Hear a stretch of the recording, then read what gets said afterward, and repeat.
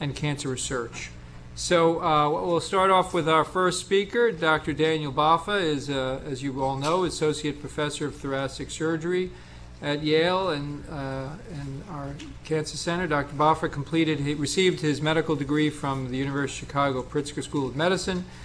He is an expert and highly published in the areas of esophageal and lung cancer and surgical options. He has been honored with several honors, including the Charles Bryan Clinical Excellence Award, the Thoracic and Cardiovascular Research Award, and the American Association of Thoracic Surgery Resident Traveling Fellowship. Today he will speak to us about the rational use of local therapy in cancer patients likely to die from systemic progression. Dan, thank you.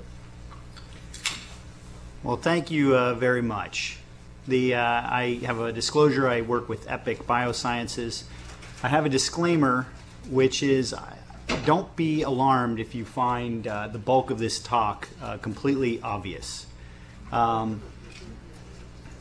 My objectives are to give the clinicians in the room the tools to rationally discuss therapy, local therapy in patients who are likely to die of systemic progression.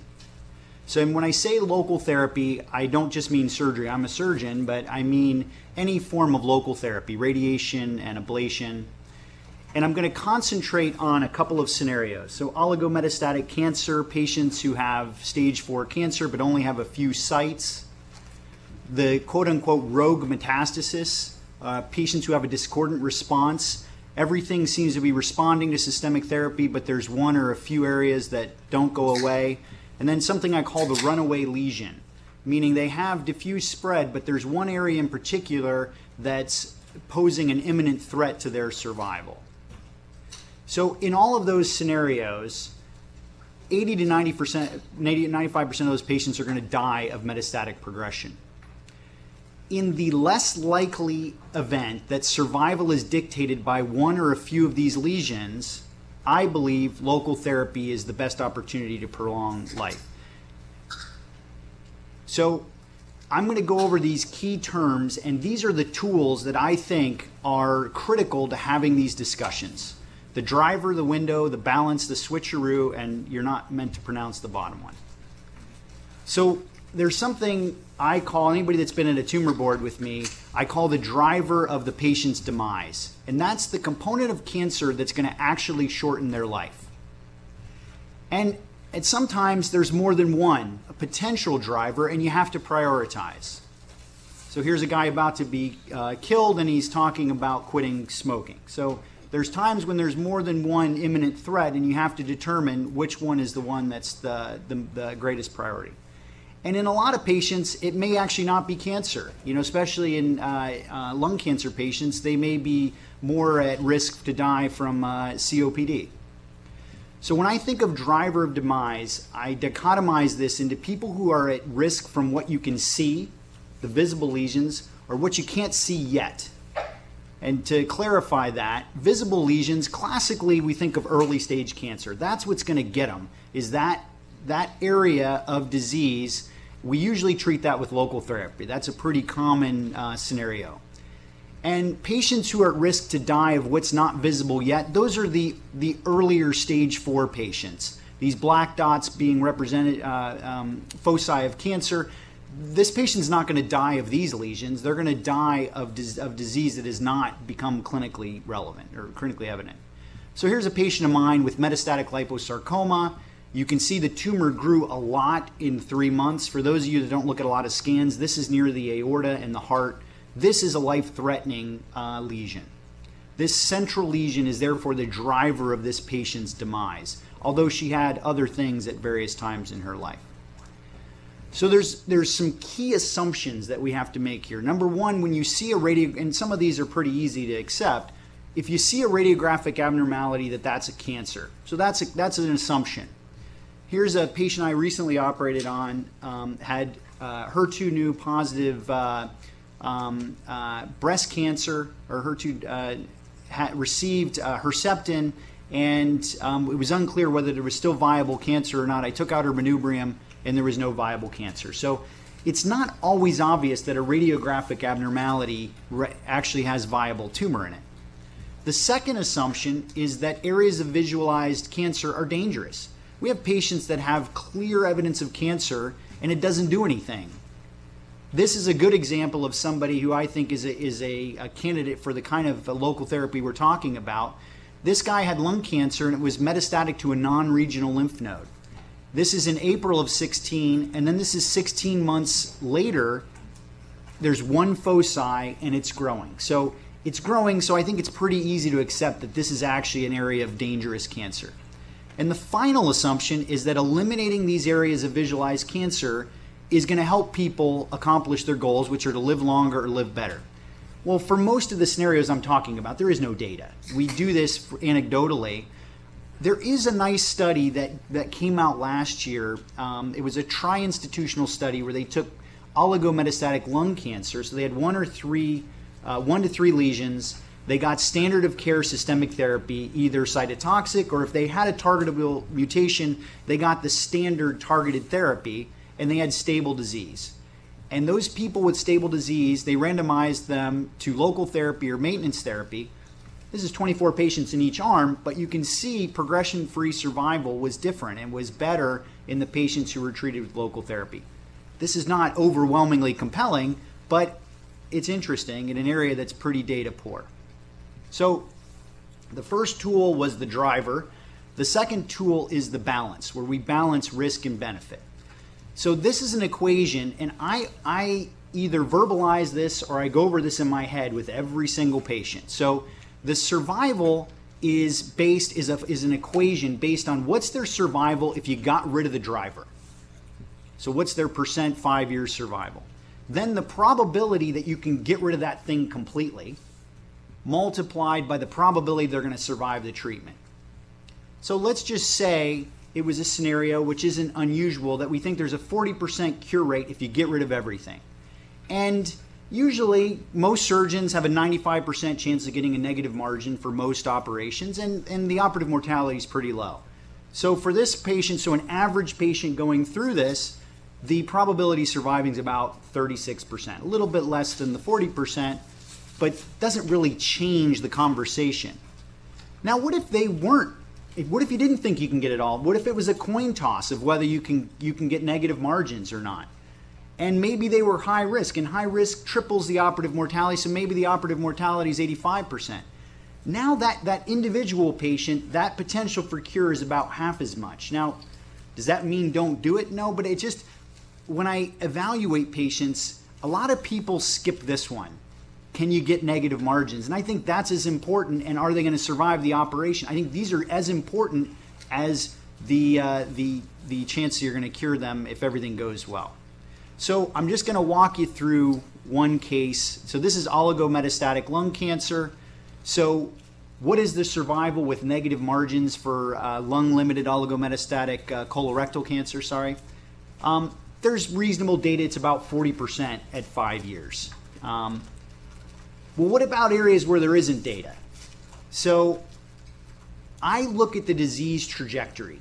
You look at their images and try to estimate what can happen over time based on what's been observed up to that point. So this is for every patient, there is a tumor volume that increases logarithmically. At some point, they're going to get symptoms. At some point, they're going to die. And there is a point, every patient, when we meet them, falls somewhere on that curve. So let's look at that case, the metastatic liposarcoma. So this was when she first presented. This was 3 months later. So I estimated if this kept the same growth kinetics, she'd have life-threatening occlusion of her airway in about a month.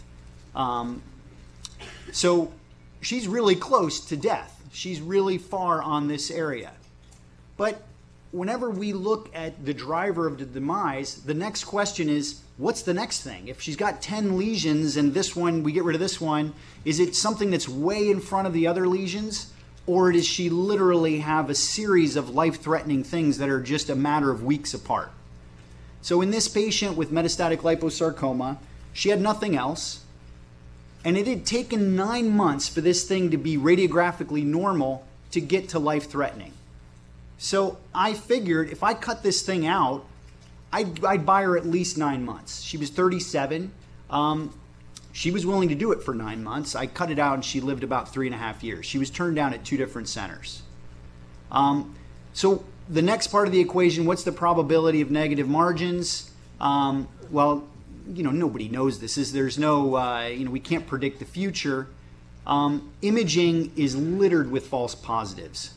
So really what you can trust is if a surgeon says it's clearly unresectable, that's pretty good indication that it's not going to be resectable. But anything that's borderline, it could go either way. So this is a case that came to us. The consensus was clearly unresectable. And the reason is this is a lung cancer that's growing into the back of the heart. This is the left atrium. So this is, if you've seen me talk before, you've probably seen this quote. I say this all the time. Whether you think you can or you can't, you're usually right.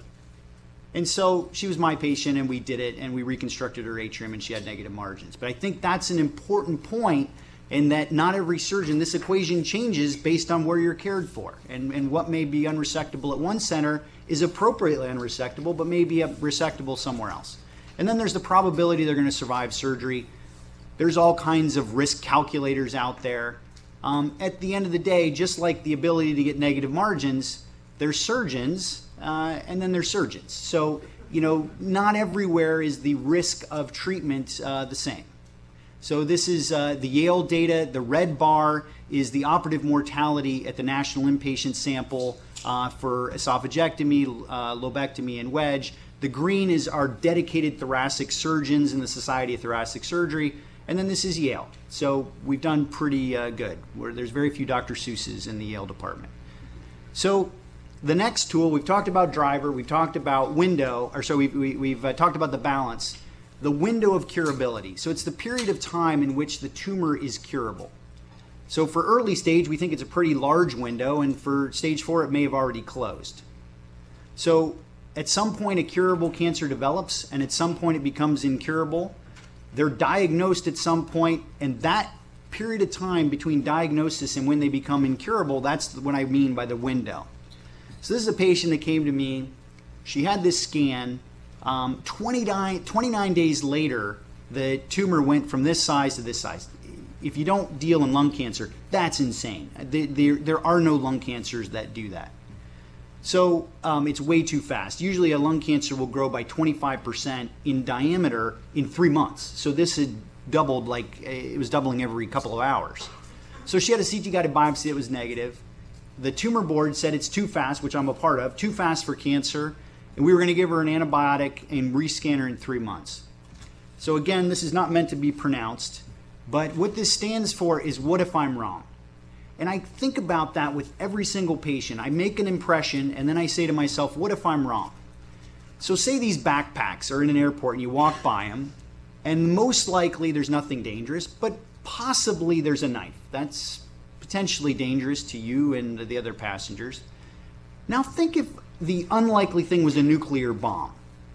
Would you react differently based on the magnitude of what could go wrong if it was the unlikely scenario was in fact reality? Is your reaction different based on how bad the bad thing can be? So this lady, she had this really fast growing thing. It's almost certainly benign. However, if it was cancer, and that's really unlikely, it's a really fast-growing cancer, and it's near the edge of the lung. So if it's curable, it's not going to be curable for another couple of weeks. So I took it out, and you can see this thing looks like a blister. It's about ready to blow, and it was a pleomorphic carcinoma, negative margins, and she's fine. Here's another patient of mine, metastatic sarcoma. He had this scan in January. 3 months later, this same story. This thing's growing like crazy. We talked about him at tumor board. His disease was out of control. There was no point in operating this guy. What if I'm wrong? His window would be tiny. So I did a lobectomy on him, and lo and behold, this thing had grown through the lung and spread to his diaphragm. A year later, nothing else showed up, and he died of a diaphragmatic implant that overwhelmed him. So he was curable. We missed that window. And sometimes it's really, really short. And I think you just got to be sensitive to that. Here's a woman that I operated on recently.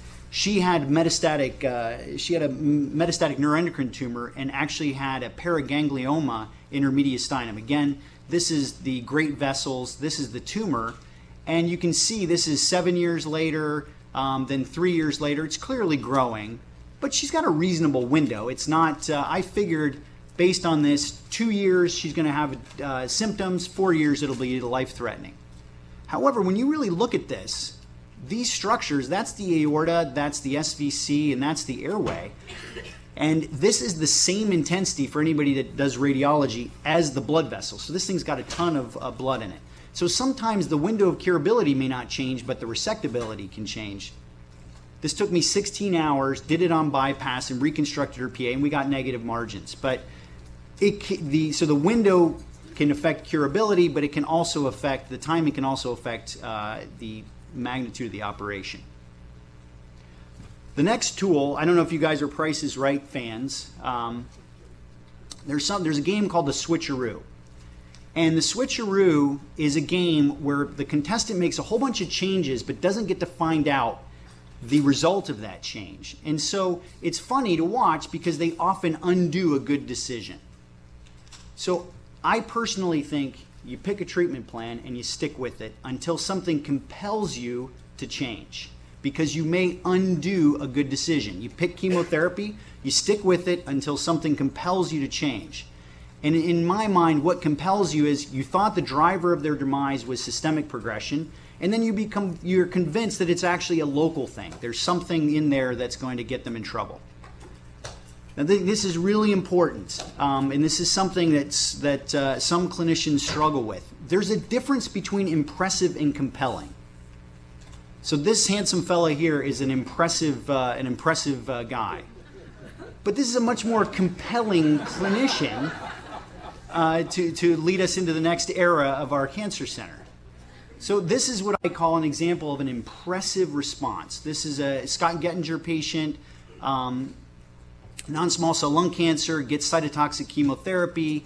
It's a metastatic patient. 3 months later, this is near radiographic normalization. So does normalization mean sterilization?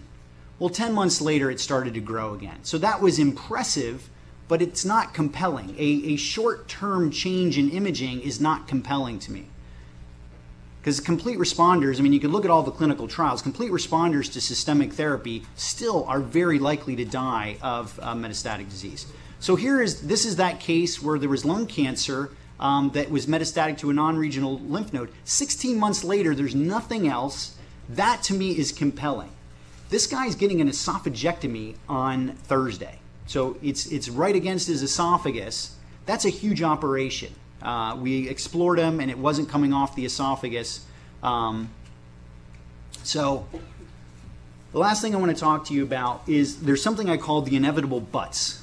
But the patient is so young is the most classic. So an inevitable but means you recognize your group has a plan, you treat a certain group of people a certain way, but some factor about that patient makes you want to deviate from your normal routine.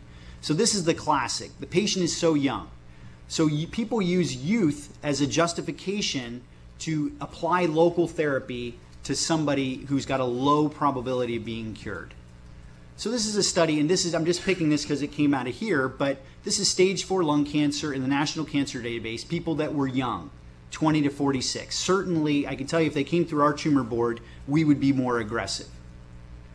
And you can see here, these were the younger patients compared to the normal age patients, and this is representative of the literature. So younger patients in advanced case scenarios, they don't have higher cure rates. So what does youth get you? Well, you're able to tolerate treatment better, so your operative mortalities are always lower. You live longer, your median survival is longer just because you have better reserve. But more importantly, I think their goals of care are different in people who are really young. And so they're willing to take a 1 in a million or 1 in a couple hundred million chance if they are young and they have other people counting on them. So I don't think it's unreasonable to change your paradigms because of a young person. Just don't do it under the guise of thinking you're more likely to cure them. It's a better fit for that person, and I think it's totally reasonable. So there's a downside to inevitable butts. One is you may take somebody who's got a 3 or 6 month survival, and people die from surgery, and people die from radiation. And so you may keep them from, you may cause them to miss a few of the last months of their life. Some people are willing to risk that, but I think you have to be cognizant of that. The other thing is, the reality is surgery does help cancer. There's things that we do that are pro-cancer. You know, we suppress the immune system. Some of the healing factors, classically hepatocyte growth factor, can be used to stimulate growth of radiographically occult disease. So this is a patient of Scott and I's, Gettinger and I's. So 9 months before diagnosis, she had 2 sites of lung cancer.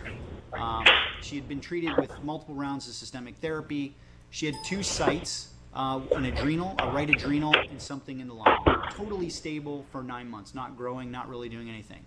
So we operated on her. Her adrenal was resected, and then I took out her lung, her lobe. 3 months later, she progressed. 5 months later, she was littered with cancer and died shortly after that. So we definitely changed this woman's trajectory. She's stable for 9 months. And we don't know how or why this happens. It happens. It certainly doesn't paralyze us from doing anything, but you just have to be cognizant.